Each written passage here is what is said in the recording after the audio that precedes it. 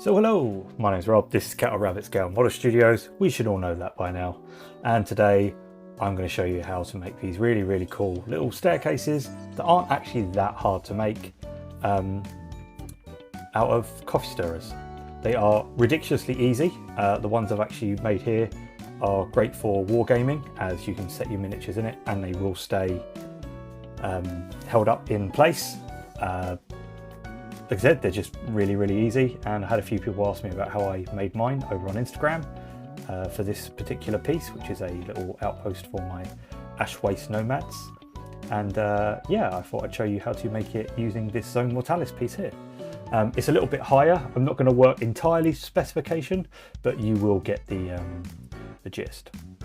So to start with, we are going to need just a few things. A protractor. Apparently, aside from throwing these into the ceilings at school, they do have another use. A good ruler, definitely always part of my hobby kit. A pen, this is a posh one, oof. And some super glue. This is just cheap. I think it cost me £2 from the local discount shop. And we're going to need the key ingredient, which is a load of coffee stirrers. In actual fact, you're not really going to need that many. Depending on how big you make the staircase. If you do little sections like I'm doing today, you'll probably only need 10 or so. So it is really easy. Another thing that I would recommend that I did show here is a file, a small engineer's file. Now to start with, I'm going to measure the piece. This comes in at about 58 millimeters, which is a bit of an odd size, but we can work with this, and we're just going to use this as a bit of a guide to get started.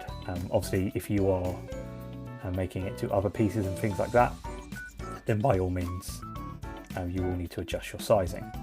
I gotta admit, I had no idea how to. I haven't used a protractor in absolute years, and I'm sitting there thinking, well, how do I kind of do it? You would actually line it up with the top.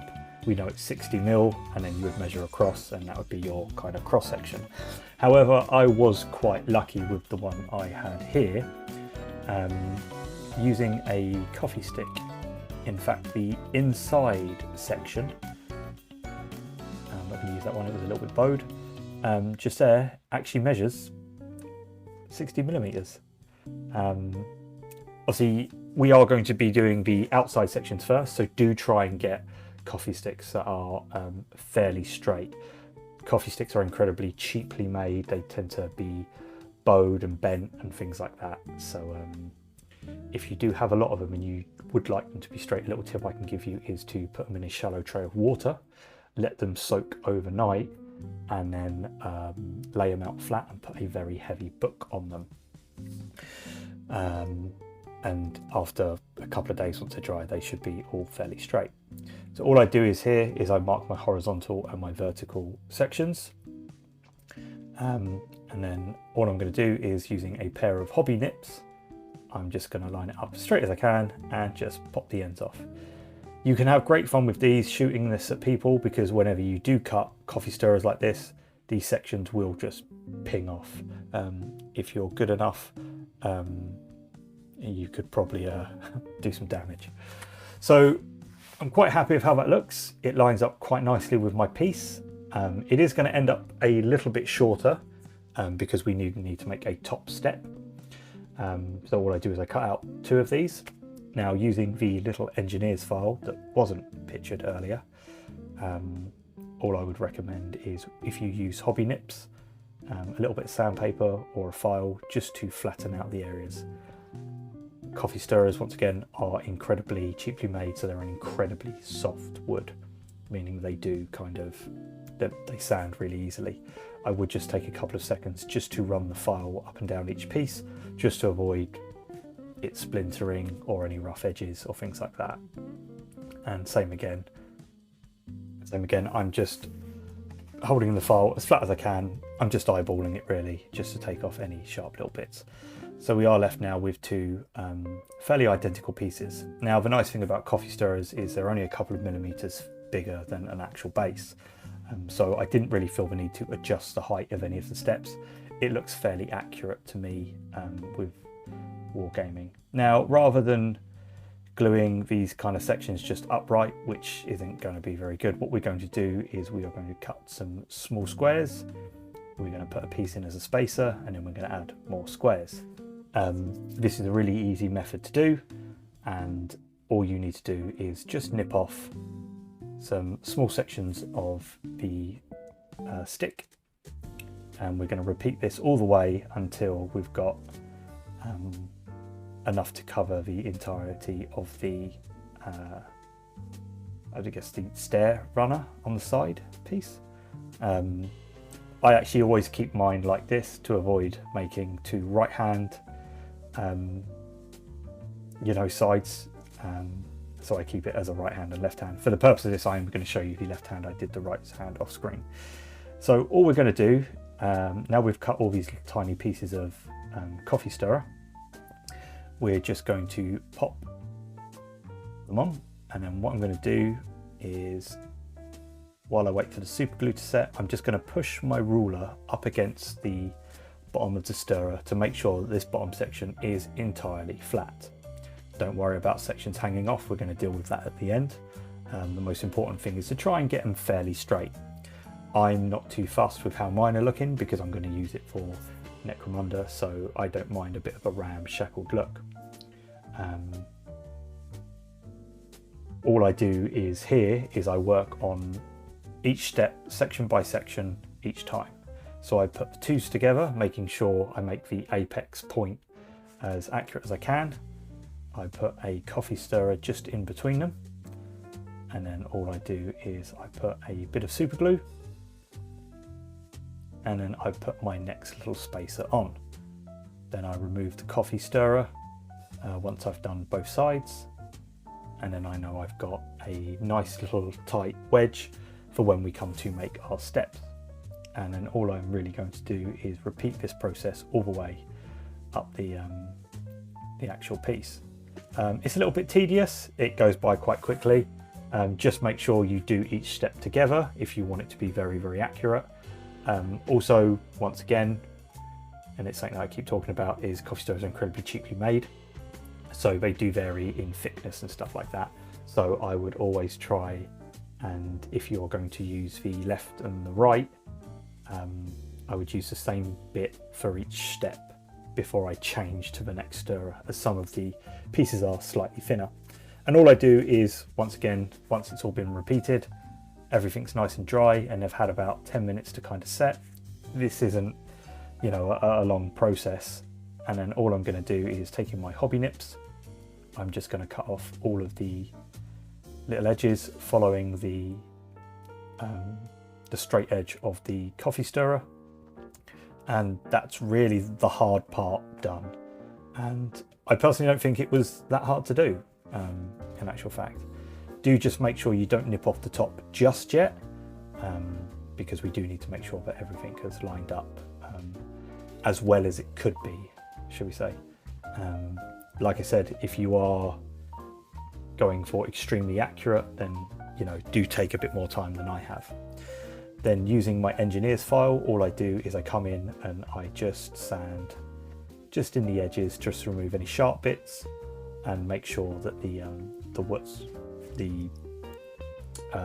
going to wood. The coffee stirrer, is it wood? I don't know. It's very poorly made. I begrudge calling it wood, to make sure it fits in nice and snugly.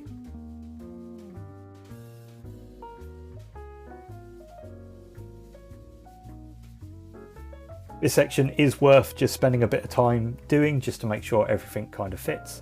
You can put the pieces together. I can see that mine are a little bit out of line, but nothing major. A couple of millimeters isn't really going to make too much of a difference. Now, the next thing to do is try and make steps. Obviously, I'm only doing the thickness of a coffee stirrer. You could add more sections to this. I necessarily don't feel the need to. I think this looks good enough as it is. Now, the next step was to obviously find out how far apart I want each step. I'm measuring my little Zone Mortalis piece here, and I think 30mm is good enough. Now, it's worth noting that you are only going to get a 25mm base on this. However, most Necromunda models or human-sized models come on a 25mm anyway. Especially as this is designed for my ash waste nomads, it makes sense to keep it 25mm, which is the size of the base of the nomads themselves. So if you are going to do warbands like Goliaths and stuff like that, obviously you will need to cater to a bigger base size.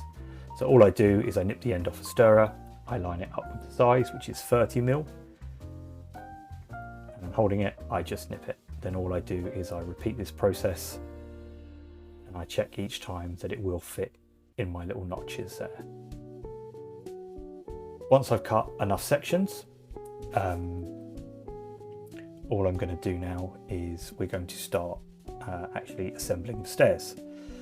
A good tip before we do that is using a knife. If you would like to weather the stairs, then all I would do is, just using a knife and being incredibly careful, is just scrape away different angles just to make it look a bit more weather beaten.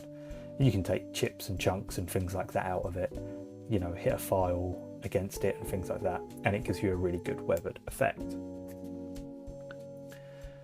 So now all my little sections are weathered. All I'm going to do is, using super glue, I'm going to put a good amount into the bottom step on both sides.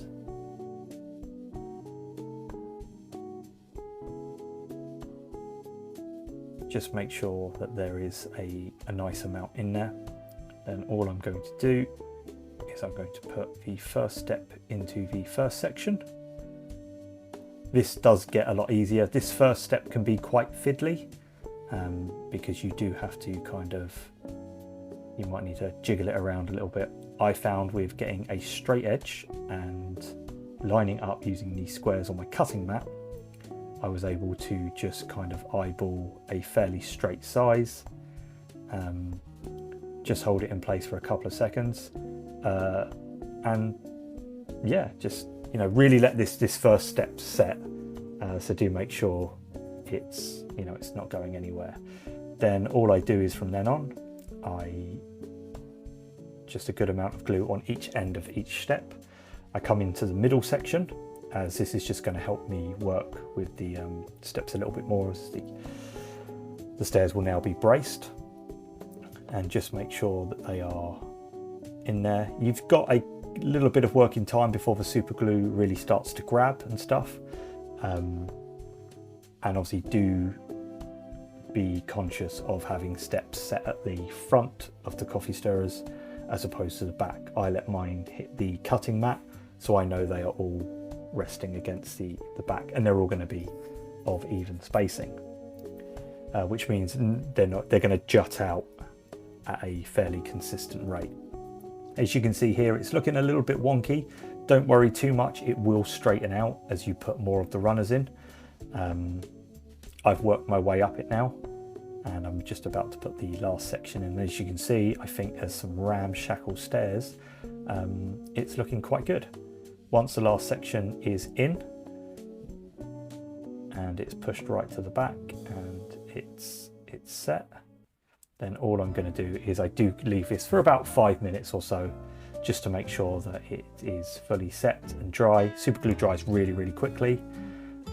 I do come in at the end and just put some super glue on the backs of the steps, but then all that's left to do is cut in the top step. All I do is, a similar way, I measure the top section, which I think came out at about 34mm here, and all I do is I just snip it off.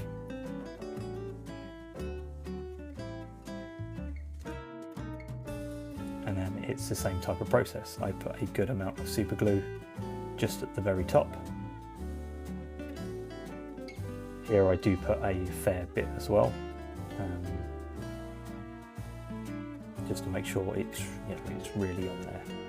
And then once again, using the cutting mat and making sure that the piece is flat against it, it goes on, and that is it. Obviously these slide a little bit.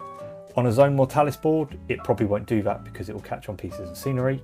However, I would recommend, if you're using as freestandings, making a little A-frame.